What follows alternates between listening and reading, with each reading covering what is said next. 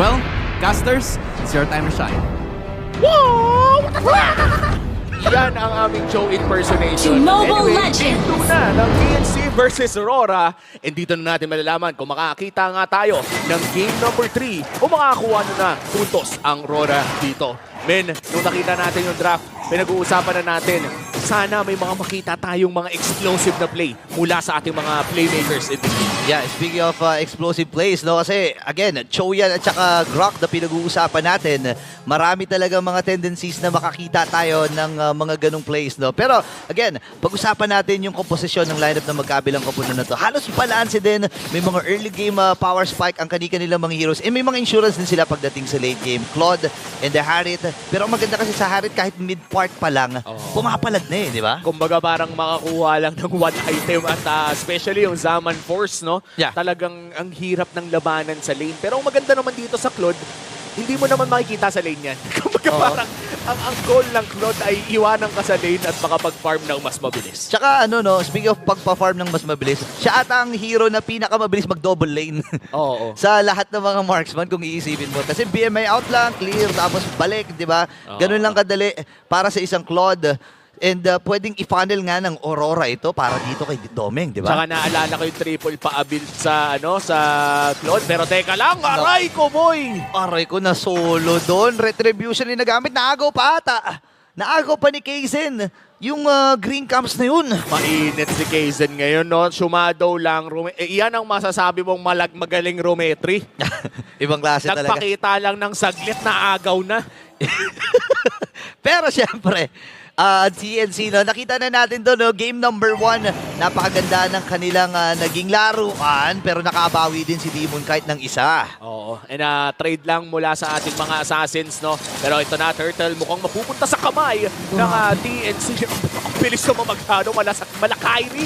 Ibang klase gumalaw talaga to si Casey, no? Kaya nga, naalala ko last season, hinihiling niya na bumalik na daw yung mga assassin at ito'y naibigay na nga na bumalik na sa meta ang mga assassin at nagpapakitang gilas itong si Kaizen. Parang hiling naman ng lahat ng mga junglers natin na bumalik yung assassin meta. Escalera, tumanakop! Okay, wala pang sipa dito and yung shadow kill para dito kay Kaizen. Nakakadalawa na yung Hayabusa na to, ha? Oo, ito na naman tayo, no? TNC with the potent early game.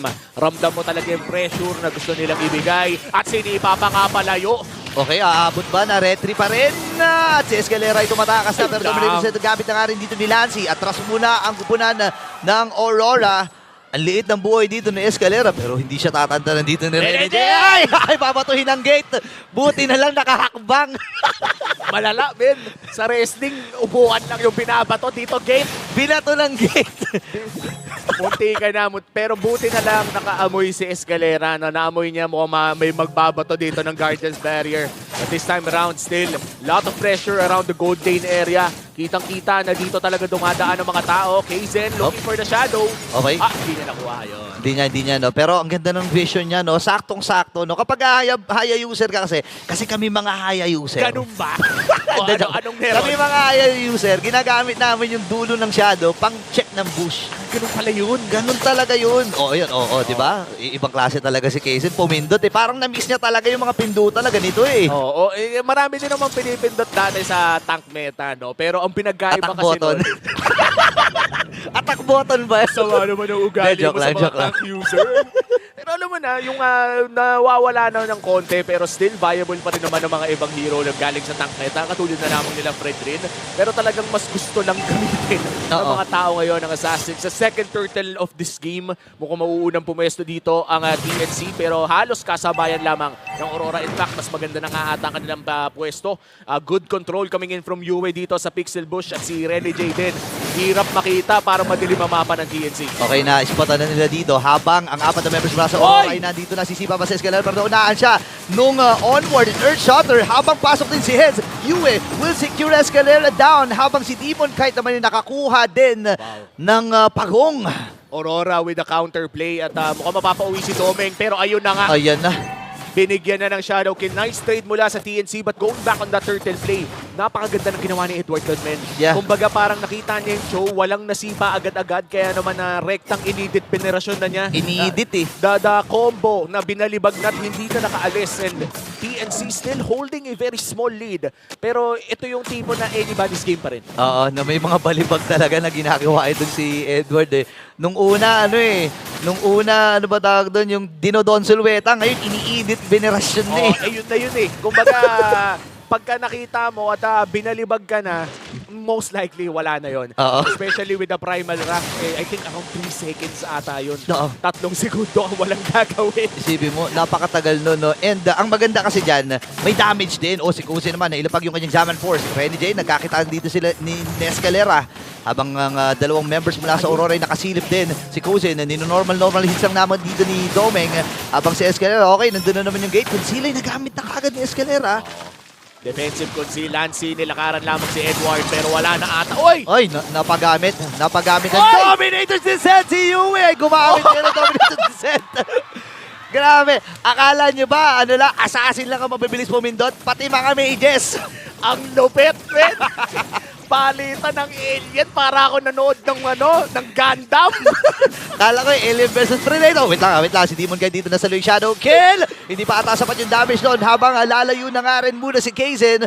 Pero naramdaman ni Demon Knight yun, hindi nagbibiro ang damage si Kaizen. Medyo masakit na talaga. Mas lalo na kung mag-isa ka, talagang sharing is caring kung shadow kill ang usapan.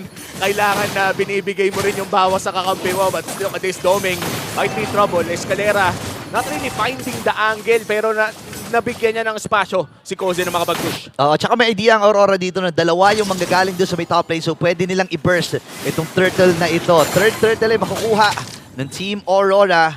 Pero nakaligtaan natin, nakapag-takedown na rin ng Torres sa may bandang ibaba itong Team Aurora. Habang si Escalera sisipa din. Andun yung kanyang mga TikTok plays. Andun din yung penalty zone. Pinagtulong-tulungan na din si Edward. Papatumba.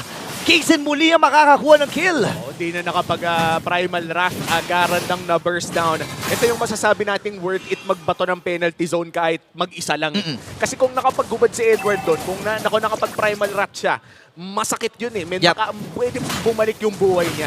And I think for TNC, that's another good play. Pero kung mapapansin natin, hindi na gumagalaw ang kanilang goalkeeper. Nasa 500 lamang yan, and Aurora is buying themselves. Ay, nako, eto na. Shutdown goal para dito kay Demon Knight. Atras muna siyang muli. Dominators din siya na nagamit na pero habuli pa rin ng alien. Ayun, Andun din si Lancy. Normal hits. Pero nabato rin siya ng Guardian's Barrier. Atras muna dito si Heads.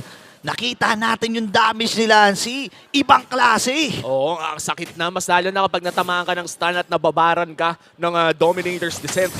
Medyo yun yung masasabi natin hindi na pwedeng ignore. Oo. Kailangan lumayo ka o patayin mo. Tsaka may double stun yan. Sinuro sa atin ni Puego. Wait lang. Dominator's Descent din ay gagamitin dito ni Yue. Go. Dito ko na-realize, Burrito, magkaiba ang FYP natin kay Puego. Ano ba sa'yo? Kay Puego, ang lumalabas sa akin yung tomatome. Yung tomatoma. Look Sumasayaw at siya. me. Yung ganun. Hindi ko napapanood yung mga informative ng video eh. Hindi, may ganun kasi siya. May tutorial siya na kung paano dumobble stun. And for sure, kaya pala ang hirap din ng RG ngayon dahil sa mga ganung tutorial. Pero syempre, saludo din kami sa inyo. Lalo na, dito kayo umin, di ba? Ay! Daming mga tutorials na ito eh. Dinamay mo pa ako. Pero alam mo naman na magsisimula na ang pinakaunang lord ng Game 2. Aurora na ang may hawak ng kalamangan. It's around 700. Still anybody's game. Kung sakaling maganda ang pick-off dito ni Escalera, pwedeng makalamang na naman ang TNC. But for Aurora, malinis eh. Dalawa din kasi yung purify nila sa kanilang mga primary targets na matatawag natin. Oo nga, kaya nagdadalawang isip din dito sa Escalera. Lalo na wala naman siyang idea kung meron o wala pa bang purify. Itong dalawang nabanggit mo nga habang kung sila nagamit ng Renny J. Naku po, merong off-cam kill dun sa may bandang gitna. Shadow kill nasa low habang si Escalera ay delikado din ang kanyang sitwasyon. 4v5 ang magiging laban na ito. Heads, sinasalo lang yung damage coming from Aurora. Pero may reset na naman sila nagagawin. Kaizen, napop na kagad yung Dominator's Descent dito ni Yu at kailangan niyang umuwi. Ayan na, pumasok na sa Gundam at na-realize nila na medyo kailangan din nilang intayin sa Escalera, kaya naman nag-push na muna sa mid lane. Great decision making from TNC so far. Edward, nalaman na ni Heads kung nasaan siya, pero si Renny J mag-e-expire na ang kanyang power of wilderness, kaya naman sinipa na siya. Naku, nasipa na si Dili. Lalapag yung Zaman. 4 sabay dalawa ang nahuli ng penalty zone. Kusin with a kill. Si Heads naman ngayon ay puma-frontline pero hindi nila alam kung nasan si Demon. Kahit kakasabi ko lang pero nakaligtas pa rin habang si Demon kahit umatras na. And Lassie will secure that one. Habang pasok din si Edward dito, nagamit yung kanyang primary rat. Shadow kill para kay Edward. Sa likuran naman si Escalera at si KZ rin nagwawala na. Paano naman ba kasi babalik yung buhay ni Edward kung yung binabanatan niya ay anino lang? Wala. Masyado boxing yung edit, pero walang nababanatan. Ang hirap nun. But then again, nakita na natin ito para sa TNC at masasabi ko na kontrolado nila itong 10-minute mark ng laban na ito. Kung makikita natin in terms of item, puno na rin nakakatatlong core item na rin itong si Kozen. Specifically itong Holy Crystal na merong, ito yung pinakamahal na item ngayon sa Mage, di ba? Oh, pinakamahal na item at pinaka-potent din dahil nagdadagdag ito ng napakadaming magic damage or magic power rather. Kaya naman lahat ng mga binabato ng Harit na to ay napakasakit na talaga. Antayin na lang natin, the moment na makahawak to ng Divine Glaive ay pati yung mga tank ng Aurora ay matutunaw na. But for Aurora, kung kailangan pa nilang survive dito sa damage na ng gagal. Aray ko. Buti na lang na nerf ang Sky Piercer kasi kung sinaunang Sky Piercer pa yon, patay na yun. Ang sakit doon. Tsaka ang partida, dalawa pa yung naghati doon sa Shadow Kill, di ba? Naktikang pang ma-take down doon si Yue. Habang mga Tore ang nagiging puntirya ng team ng TNC.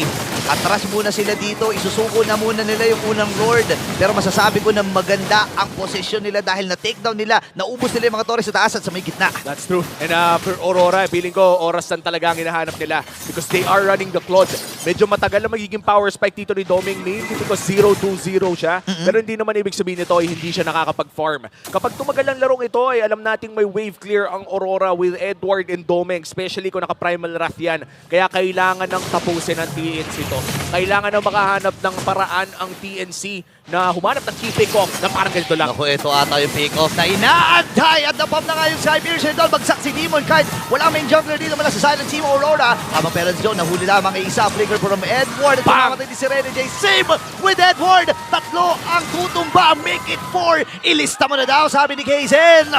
This is pansit na ata para sa TNC Pro Team. Doming against the world. 5v1 ang galawan. Papasok pa siya. Mala OG Rene J. Hindi! Nakakuha na ng unang panalo. Ang CNC. Ayan na. TNC Pro Team finally getting a victory here